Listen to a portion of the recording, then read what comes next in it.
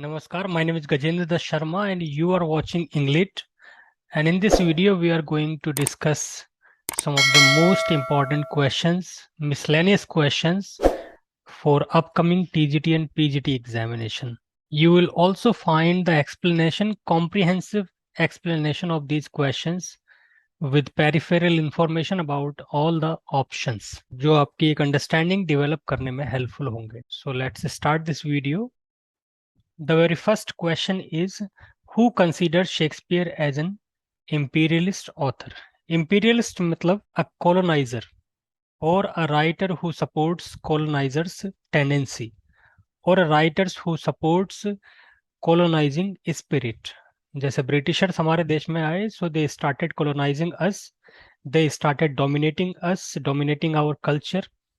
So Shakespeare also is suggested to be showing that tendency or supporting that tendency. So this view was of new critics, of new Aristotelian critics, of feminist critics, or post-colonial critics. Undoubtedly, it is post-colonial critics. Post-colonial critics में basically आपके Caribbean writers और African writers, Kenyan, Nigerian writers, जिन्होंने Shakespeare को दूसरे perspective में, दूसरे एक point of view से पढ़ा. सबसे इंपॉर्टेंट टेक्स्ट है शेक्सपियर का जिसको कि पोस्ट कॉलोनियल क्रिटिसिज्म के पॉइंट ऑफ व्यू से पढ़ा जाता है, वो है द टेम्पेस्ट. टेम्पेस्ट में जो कैरेक्टर है प्रोस्पेरो, जो प्रोस्पेरो इज द कॉलोनाइजर और कैलिबान इज द कॉलोनाइज्ड. जिस तरीके से प्रोस्पेरो ने आकर के कॉलोनाइजर की तरह कैलिबान के आइलैंड को डोमिनेट किया, उसकी कल्चर को मॉडिफाई किया, कैलिबान को मॉडिफाई करने की कोशिश की, उसकी मदर को उसने किस तरीके से टॉर्चर करके और एंट्रैप कर दिया.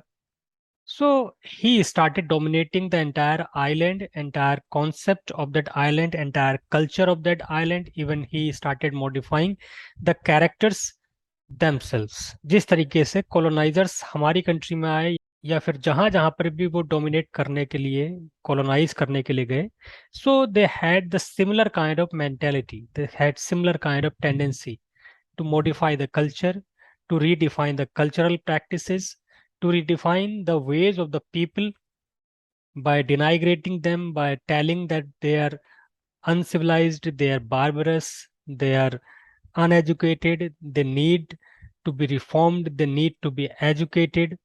So they dominated their lands, their culture, their practices, their rituals, their native religious beliefs, religious practices, and then they got them replaced by Christianity on the pretext of missionary mission, missionary project. और इसी तरीके से उन्होंने फिर लगभग पूरी country पर और पूरे वर्ल्ड में बहुत सारी जगहों पर डोमिनेट कर लिया.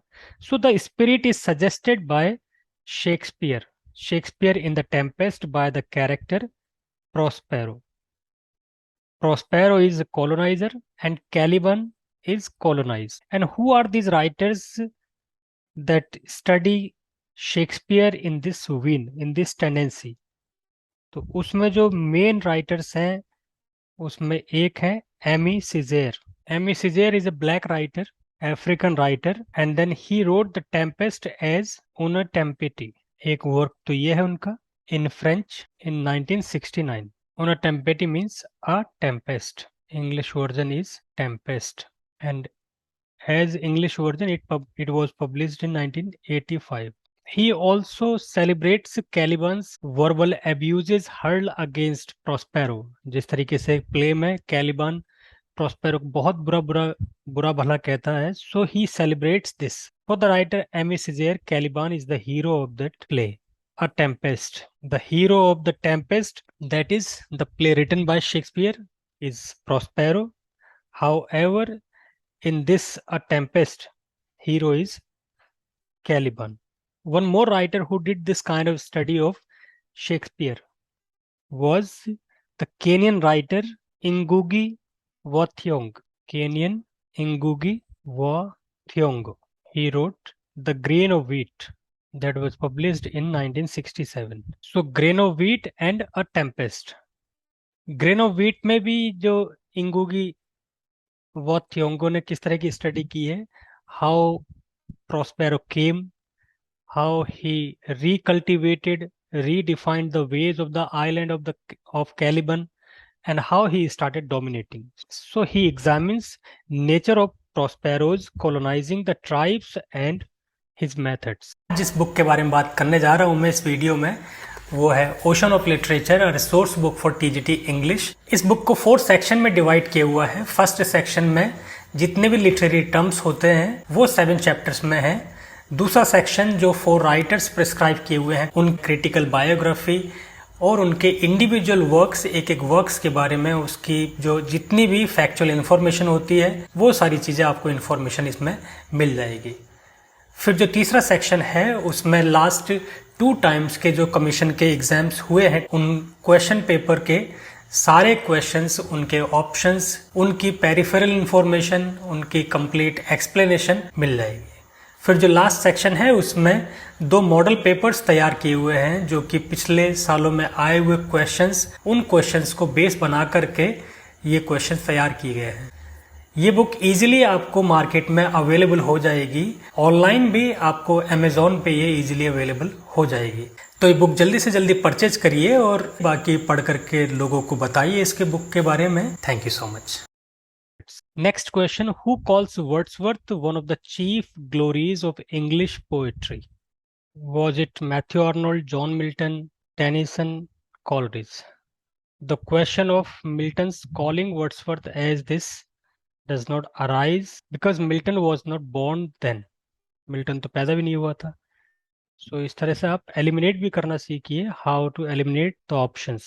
Now we can go for Matthew Arnold, Tennyson and Coleridge. So it was Matthew Arnold who opined this. Matthew Arnold considered Wordsworth as one of the chief glories of English poetry. हालांकि Matthew Arnold ने भी Wordsworth को उतना ज्यादा praise उन terms में नहीं किया जिससे कि वो क्लासिसिज्म, बिकॉज मैथ्यू आर्नोल्ड के लिए क्लासिसिज्म बहुत ज्यादा इंपॉर्टेंट थी and then he felt that a writer should be practising what he preaches. Wordsworth की थियरी एंड वर्ड्सवर्थ की प्रैक्टिस दोनों ही थोड़ी सी डिफरेंट लगी मैथ्यू आर्नोल्ड को, नेवरदलेस ही प्रेज्ड हिम। और ये कहाँ पे प्रेज किया था? Study of poetry. Study of poetry, essays in criticism, जो फर्स्ट सीरीज थी एसेज इन क्रिटिसिज्म, वहां पर ये इंपॉर्टेंट एसेज है स्टडीज ऑफ पोएट्री, जिसके फर्स्ट पार्ट में इन्होंने पूरी 14 सेंचुरी से लेकर के और 18 सेंचुरी तक के 18-19 सेंचुरी तक के जो पोएट्स हैं उनका सर्वे, एक लिटरेरी सर्वे किया हुआ है। आर्नोल्ड को और वर्ड्सवर्थ के पोएटिक वर्क में थोड़ी अनइवननेस और कुछ डलनेस, कुछ सिंगुलैरिटी मीन्स सेल्फ सेमनेस, आइडेंटिकलनेस, कुछ उनको लगा कि जो ज्यादातर जो लिटरेरी आउटपुट है वर्ड्सवर्थ का वो लगभग सिमिलर है। So that is prosaic, that is dull, that is not that poetic. जो एक ग्रैंड स्टाइल के फॉर्म में जैसे इन्होंने स्टडी किया हुआ है हर किसी को, और जो ग्रैंड स्टाइल की थियरी दी है वहां पर वो वर्ड्सवर्थ को नहीं रखते।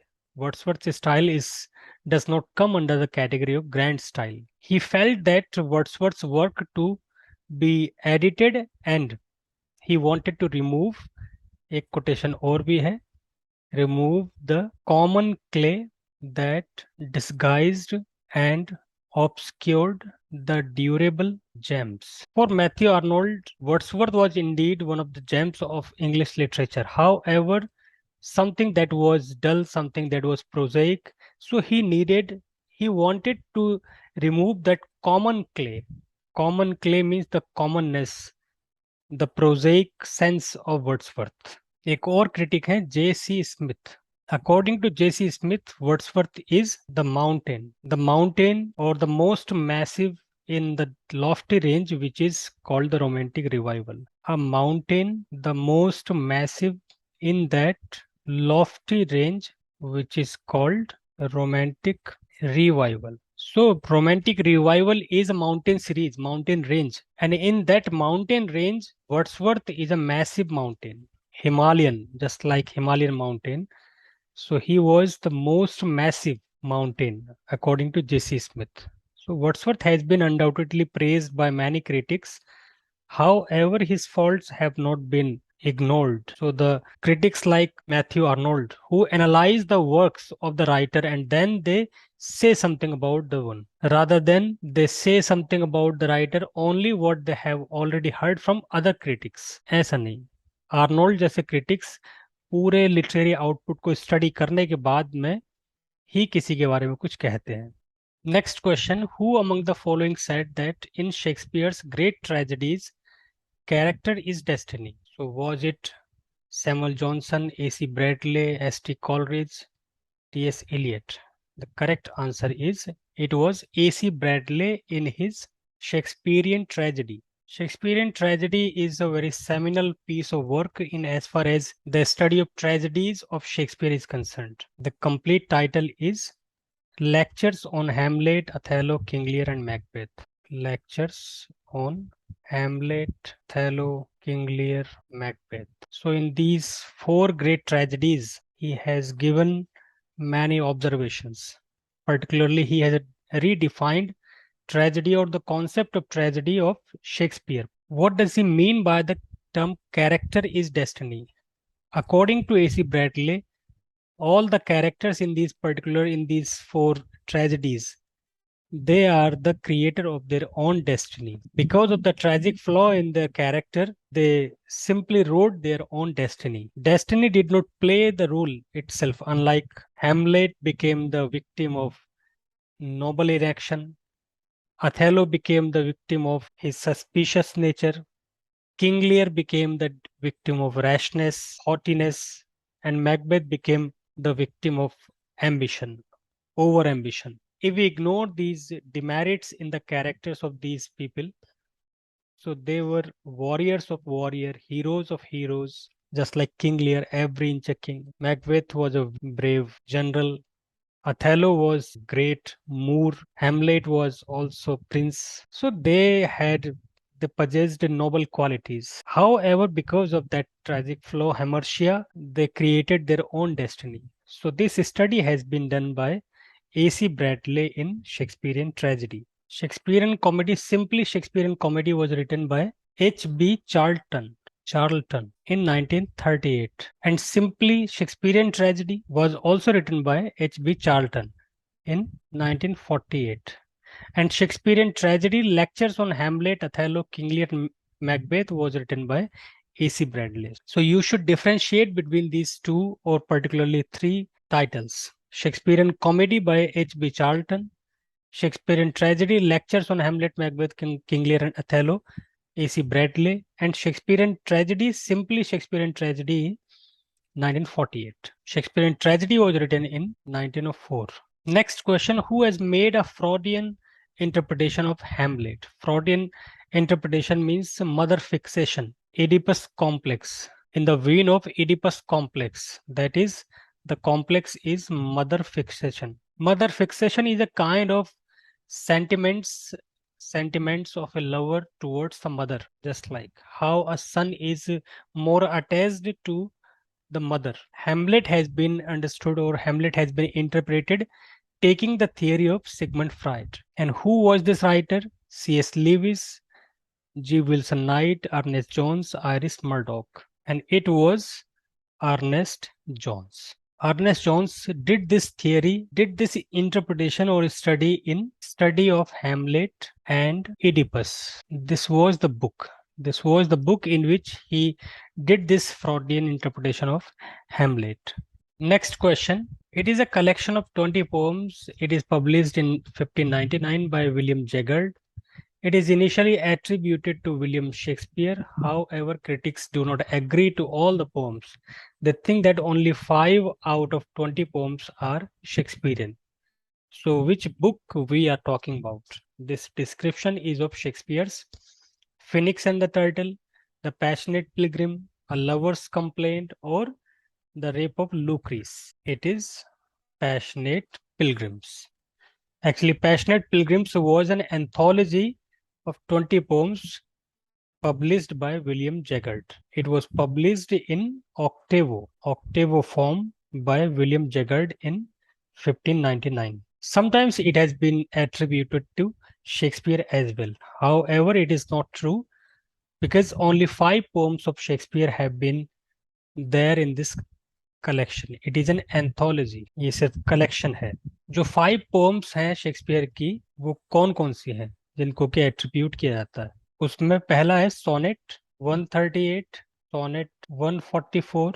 दो सोनेट्स हैं. ये दोनों सोनेट्स बाद में सोनेट्स शेक्सपियरियन या शेक्सपियर से सोनेट, ये दोनों सोनेट्स बाद में सारे सोनेट्स के साथ में पब्लिश हुए थे 1609 में.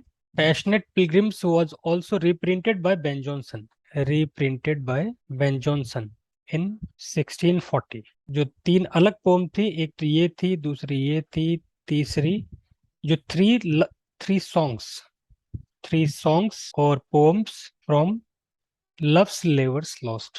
3 जो सॉन्ग थे उसमें वो यहाँ पर थे. Did not the heavily rhetoric of thine eyes. If love makes me forsworn, how shall I swear to love? On a day, alack the day. ये 3 पोम्स हैं. जो थ्री है इनमें से एक है did not heavily the heavenly rhetoric of thine eye. Be if love makes me forsworn. See on a day alack a day. So these 3 poems and then these 2 sonnets were written by Shakespeare in this collection. Rest of the poems were of different poets. Next question. Wordsworth had his passion for fixed in his blood. Who said this for Wordsworth? Wordsworth had his passion for fixed in his blood.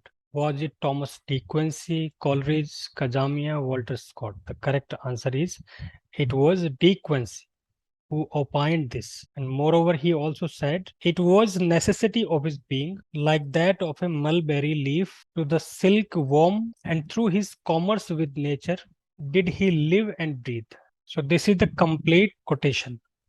Wordsworth had his passion for fixed in his blood. It was necessity of his being, like that of a mulberry leaf to the silk worm, and through his commerce with nature did he live and breathe. What does he try to say? For Wordsworth, nature was everything. Nature or the instinct of nature was in his blood. It was as if nature were his elixir of life. So his existence was necessitated by nature only. Nature was the necessity of his existence. It was as important as a mulberry leaf to a silkworm. Without the existence of nature, there is no existence of Wordsworth. Next question. In which of the following plays of Shakespeare appears an Indian boy?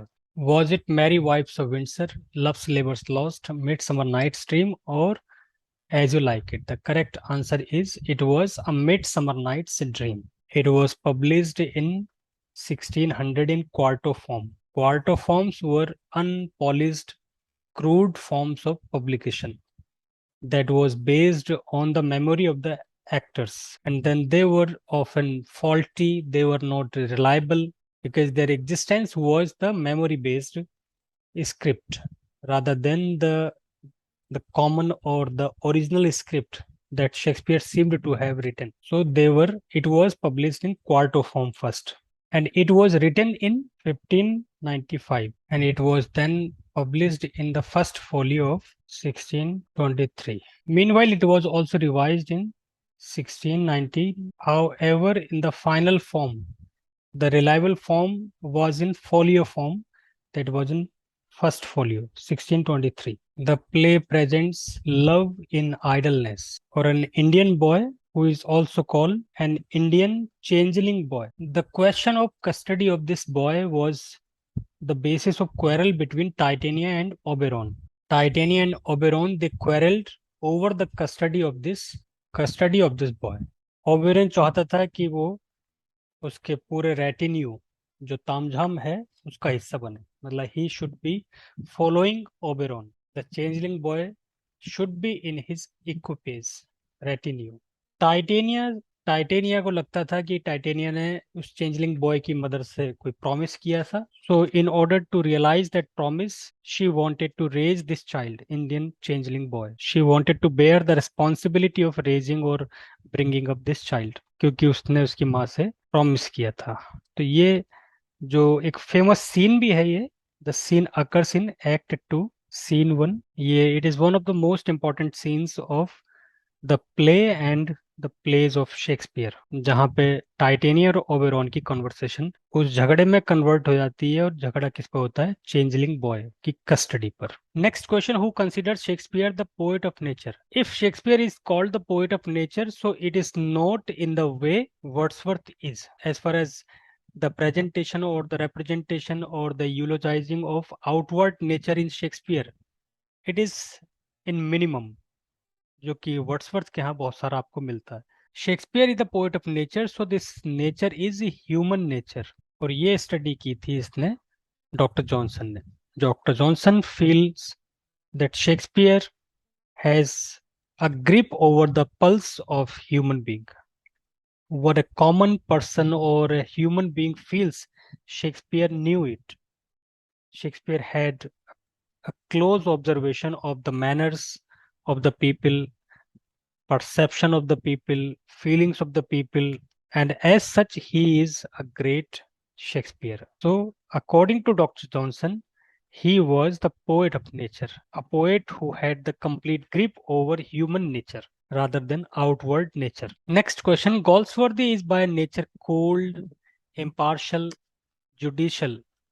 He can present on the stage the clash of characters and character, the struggle of the poor and the rich, and he never depresses the beam of justice with his own finger. Was it Oliver Elton, Ibsen, Crompton Rickett, or William Herrold? The correct answer is it was William Herrold. Many critics have praised Goldsworthy's touch of social reform or social issues. The sensitivity which Goldsworthy had over the social norms and the judicious perspective, particularly because he himself was a solicitor, he studied law, marine law, और जो भी society में justice को लेकर के जितनी भी problems थी, the kind of justice that was given to the people, if justice was denied, if some reform was there, reform was needed in the judicial perspective. So Goldsworthy ने अपने plays में उन सारे issues को deal किया है, social issues को, particularly these issues related to human nature, human place and justice to the human being. एक प्ले का नाम जस्टिस ही है उनके.